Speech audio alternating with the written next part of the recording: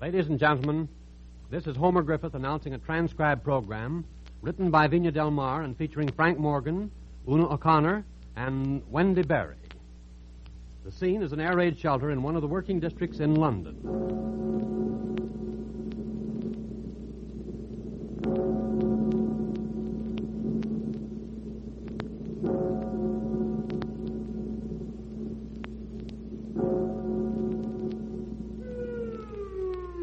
Come on, step lively now, step lively. Well, here we are, lovey. Yes, and I wish we weren't. I could do very nicely without being in this freezing hole. Oh, it was a bit of bad luck, lovey, losing the house with all our clothes and the blankets and all in it, too. But we're no worse off than a lot of other people. No good grousing. It doesn't make me any warmer to know that everyone else is freezing, too. I say, why aren't there more blankets, Mum? After all, we need them. The country needs some things more than blankets, Bess. We need the war things that the looms are making now. We need the parachute material, and we need... We need blankets. At least I do. I'm blue with the cold, Mum. Isn't there something you can do? Oh, look, my teeth's chattering like one of them machine guns. Oh, dearie, you know I'd do what I could, but I haven't got another scrap of cover for you. The baby needs both his shawls on account of the cough he has. Oh, you did put the 2 shawls on him, didn't you? I hadn't noticed. You'll catch your death, Mum, with nothing but that little jacket of yours on. No, I'm quite warm, really, lovey. I don't seem to feel the cold much. It's quite all right down here, I think. Well, I don't think. I mean to say it's rather a nice feeling to be all safe and snug. Perhaps you and me could play a little game to pass the time. You know, sort of a guessing game. I don't feel like playing any games, Mum. I'm too blooming cold. I don't see how you can act as if we were off somewhere on a picnic. Our house is burned down. The baby's coughing fit to die, and all in all, Mum, I can't see where there's much reason for playing games. Oh, can't you, lovey? Well, maybe it's because you're so young. It ain't the young, you know, who really knows when it's time to sing. Excuse me, lady, but I've been noticing that you ain't quite dressed for the occasion, as the saying goes. It's a bit on the nippy side down here, and so if you don't mind, I'd like to offer you my coat. Oh, that's real nice of you, real neighbourly, but... Lord love you, lady, I got a sweater on underneath, and you can see for yourself I'm taking the blinking coat off. A man don't feel cold like a lady does. Well, now, speaking of that, I'm very comfortable myself. But if you don't need the coat, I'd be obliged to you if you wouldn't mind putting it on my daughter. She's feeling the cold something cruel. Oh, but, lady, she's wearing twice what you are. She's delicate, my Bess is. And if you don't need the coat... Oh, she's welcome to it if you say the word. Here you are, miss. Wrap it well round you. Oh, thank you. There, is that better, dear? Oh, yes. How's your baby taking the excitement, lady? He's got a bit of a cold on his chest, poor little fella, but he'll be all right. Bless his heart. Of course he will. Why, when I was his age, I had one blinking cold right after the other, and look at me now. Chest on me like a fireman's back. Where's your man? He's with the Air Force. He's a mechanic. He wouldn't know where to start looking for us now, I fancy. We've moved. Yes, you know. It was one in that row round the corner. Bomb day. Well, I wasn't home at the time, but I know it wasn't the mice what done it. And we lost our clothes and blankets, and we're all going to freeze to death. The baby and Mum and I can't live all winter with 2 shawls, 2 sweaters, and a little jacket between us. Did I hear your mother call you Bess, miss? Yes. What about it? Oh, nothing about it. Only it's kind of funny. Funny? What's funny? Where you being so sort of downhearted, and you named like as not after good Queen Bess, who didn't know how to give up. Well, I guess she'd given up quick enough if she had to freeze in an air raid shelter. You think so, miss? Well, I don't. I think she'd have stomped her feet and swung her arms and kept warm, blankets or no blankets. There was a woman for you, Queen Bess. I learned about her at school. Did you now? I wonder if you learned what I learned. Don't suppose they teach it different every year. Hey, you've a smart girl there, ma'am. Like as not, she knows more than I could teach her about the lady she was named for. Like as not, she knows that every English woman on earth carries in her heart a bit of courage that was put there by Queen Bess. That's nonsense. Is it now? Look at your mum. I'll wager you see enough courage in her. There's a little bit of the old queen cropping out. Oh, that's a good one, that is. The old queen cropping out in me. It must be me red hair. Me who never laid eyes on royalty till me house was flattened, and their majesties come down the street big as life and looking sad enough to make a body cry. I wanted to tell them that I'd never liked the house anyhow, but when they looked at me I was fair tongue-tied. I'd have spoke up to them, I fancy, if I'd known there was a bit of Queen Elizabeth about me. Oh, you can laugh, Mum, but they say it's true. They say the famous women of a country leaves their mark, so to speak, upon the women who comes after. Well, I wouldn't like to hurt your feelings. You've been real nice to us, but I'd never say I was much like Queen Bess. And then there's Victoria. God bless her memory. She was a fine queen, too. Aye, there you are, miss. There's a woman who'd take a place in here without doing no grousing. She'd just nip over to the palace, pick up a teapot and sit here calm as you please, waiting for Jerry to stop his noise. Oh, I don't care what Victoria or Elizabeth would have done. We have no blankets and I'm cold. Oh, dearie, you mustn't think so much about it. It's the thinking what makes it worse, you know. Let's play a game like I wanted to. Oh, I couldn't. My teeth is chattering, I tell you. And he talks about what the queens would have done. How do you know what they would have done? Because I know what they did do. Elizabeth, she had the blinking nerve to fight against a country they told her couldn't be licked.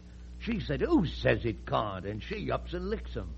Now, in them days, a queen was taking a chance and no mistake, miss.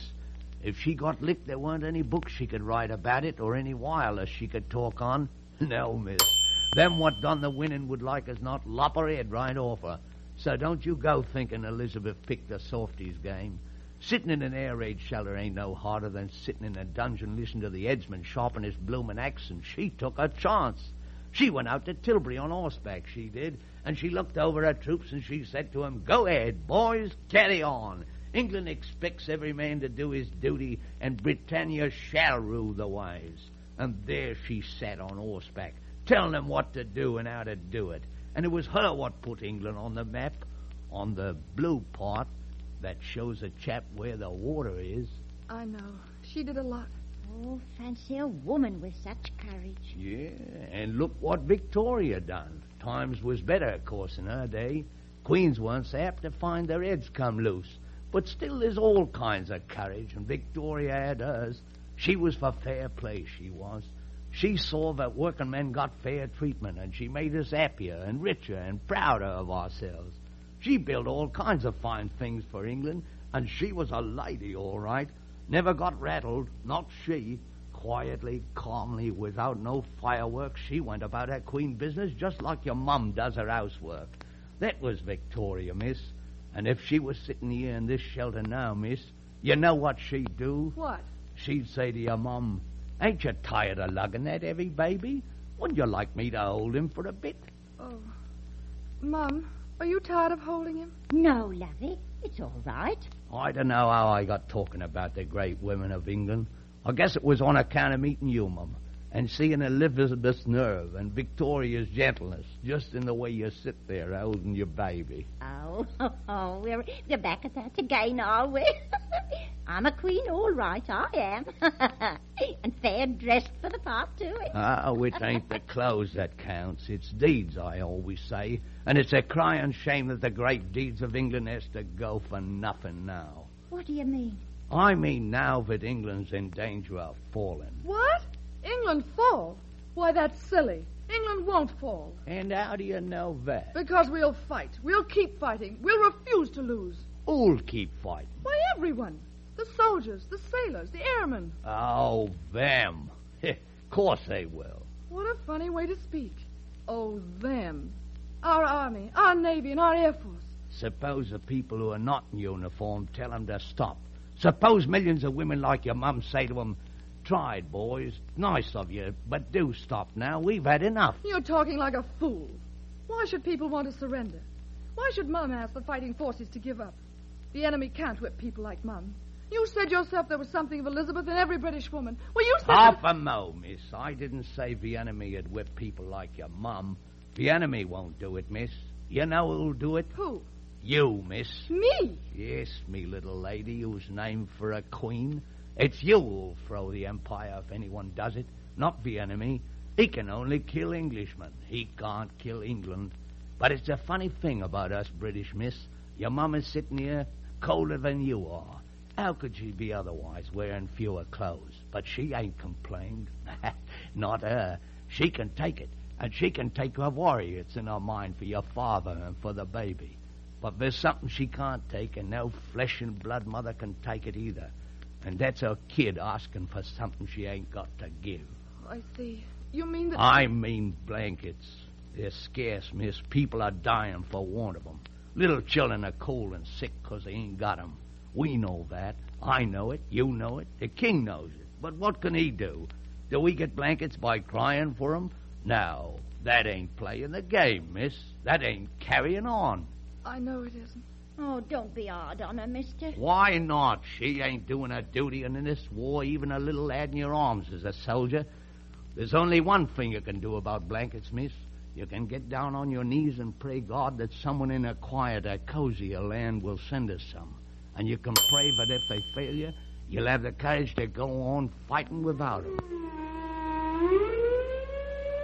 Yeah, that's the all clear. We can go, I fancy. Mister, I didn't know. I'm terribly ashamed. Here's your coat. Now, keep it, miss. May we? Mother hasn't even a sweater, you know. That's the way I like to hear talk. Get Mother to wear it, and when you look at it, remember Queen Bess and Queen Victoria and what I told you about them. They weren't the grousing kind, not them. Mister, you didn't mean what you said about England falling, did you? Of course not. I said it to rouse you, miss. But don't forget to pray for blankets. Somewhere, miss, there are lucky people who's got blankets they ain't even using. People with warm homes and quiet nights. Lummy, think of it. I'd forgotten there were such people. But they ain't forgotten us. When they understand our need, we'll have more blankets than we can shake a stick at. When will they understand? I don't know, miss. We can only hope that it'll be soon. Let's hope that every time a man turns up his collar or reaches for another log for his fire or shovels coal in his furnace, that he'll remember us. And that every time a woman steps into a nursery to cover a baby or looks out the window at the snow or snuggles down into her cozy bed, that she'll think of us and remember that it's a long way till springtime. And now, miss, I gotta be on me way. I'm working on airplane engines and I'm late. Goodbye, mister. Goodbye, Elizabeth.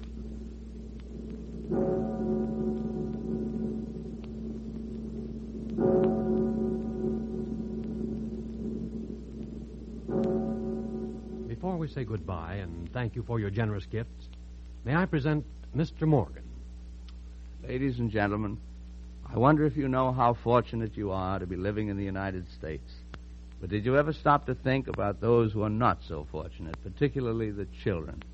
When a bomb strikes a home, there's literally nothing left, and many a poor mother is going to be frantic this winter. Will even take her own coverings to keep her children warm. And God bless them, that's the way of all mothers. However, you can help this serious situation by donating any spare blankets you may have on hand.